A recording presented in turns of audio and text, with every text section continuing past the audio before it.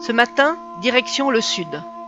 À 60 km d'Erevan, le mont Ararat demeure pour les Arméniens la demeure d'Ara, divinité suprême de leur panthéon pré-chrétien.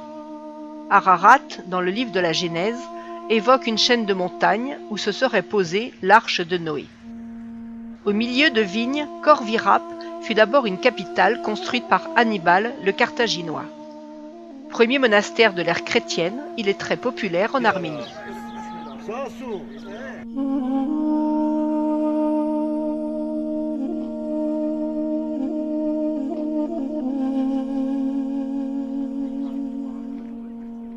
Orné de nombreux khachkars, Khor Virap se compose d'une église principale dédiée à Sainte Mère de Dieu et d'une autre plus petite, la chapelle Saint-Georges. C'est là que Saint Grégoire l'Illuminateur aurait été emprisonné pendant 13 ans, sans nourriture, pour avoir répandu le christianisme.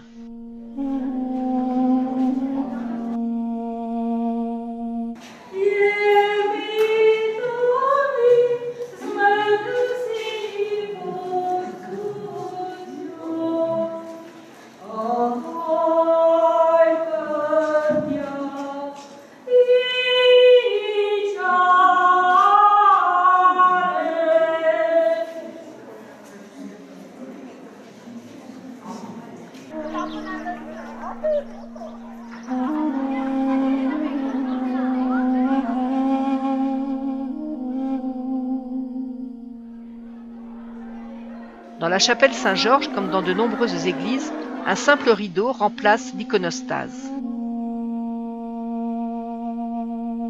Depuis la colline, le site est très photogénique.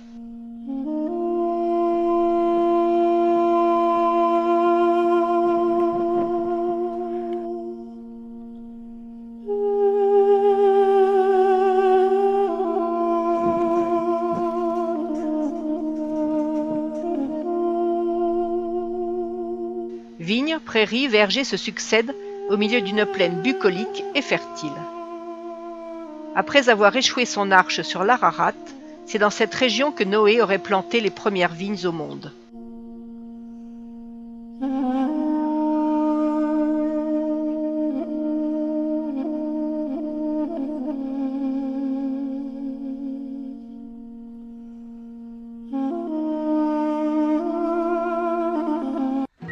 Et plus précisément dans le village d'Arénie qui a donné son nom à un cépage.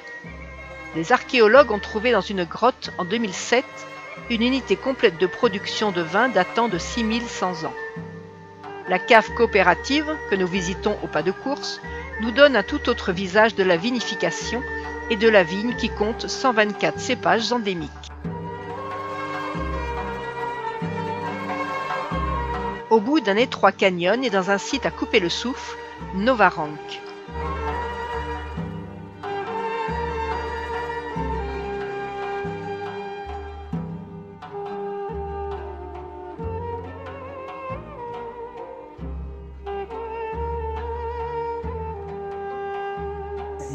Nous nous mettons à table sous la tonnelle.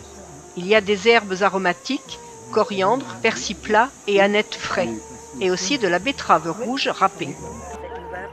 Endommagé par un tremblement de terre, le monastère fut reconstruit au XIVe siècle, dont cette église à 2 étages et escalier double sans parapet. Sur le tympan, la Vierge à l'enfant.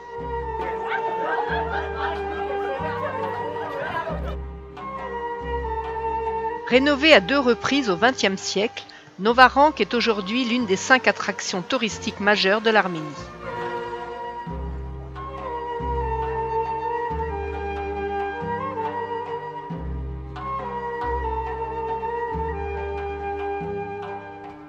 Le complexe a été agrandi pour devenir le mausolée des princes Orbélian. Des tombes couvrent le sol.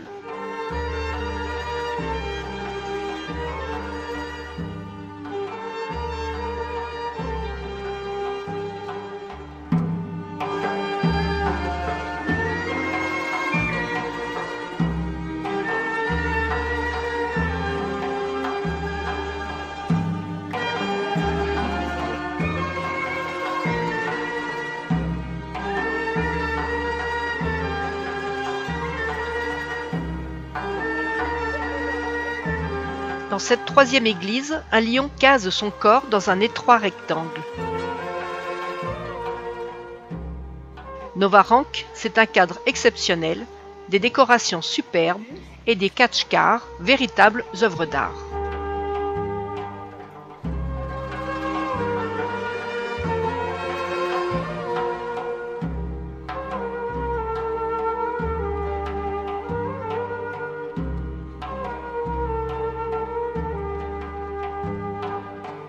La route grimpe vers le col de Selim, où un joli point de vue nous attend. Nous sommes à 2410 mètres d'altitude.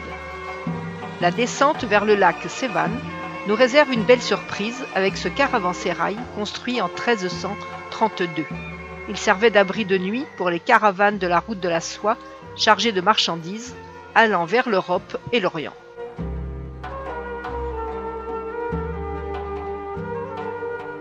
Les deux hauts reliefs sur la façade du bâtiment représentent les armoiries de la famille Orbélian. Bien que très sombre, l'intérieur laisse deviner une belle architecture voûtée.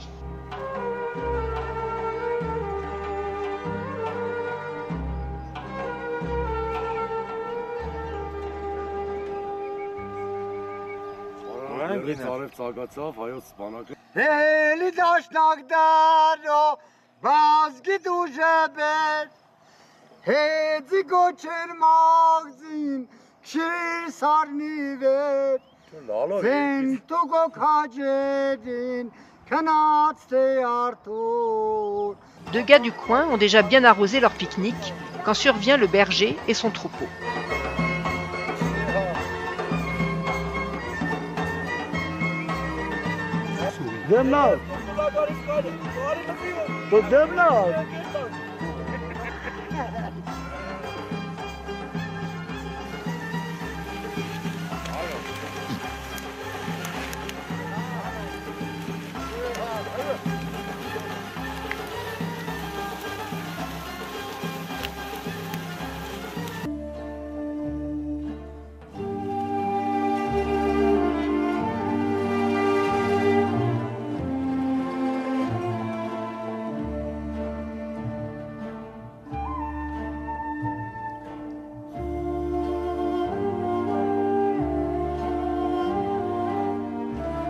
Sur le plateau, la campagne se peuple peu à peu.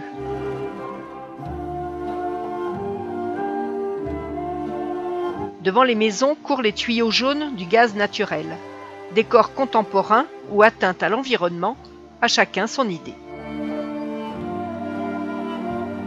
Véritable mer intérieure de 1400 km², 2 fois et demi le lac Léman, le lac Sevan apparaît enfin dans son écrin de montagne. À 2000 mètres d'altitude, le plus grand lac de montagne du Caucase est la perle bleue de l'Arménie.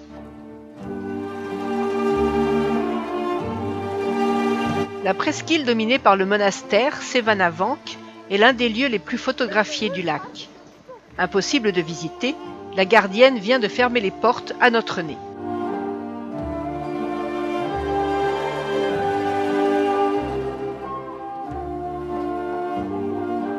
En contrebas, la maison de repos des écrivains. Une autre époque, soviétique celle-là. Et ici, la résidence d'été du président arménien, jadis construite pour les premiers secrétaires du RSS. Ces deux églises sont tout ce qui reste du monastère. Elles auraient été construites en 874, au début de la Renaissance arménienne qui a succédé à la domination arabe.